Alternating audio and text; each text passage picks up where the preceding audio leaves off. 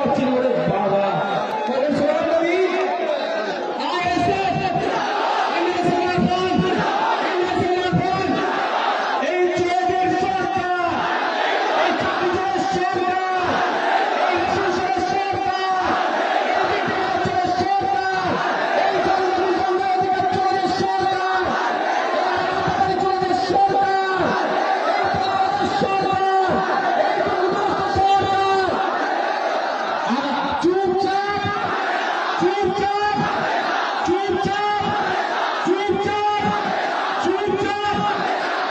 আরেকটা এমন আওয়াজ এখান থেকে দিতে হবে কালীঘাটে যেন আওয়াজটা পৌঁছে যায় যে আগামী 4 তারিখে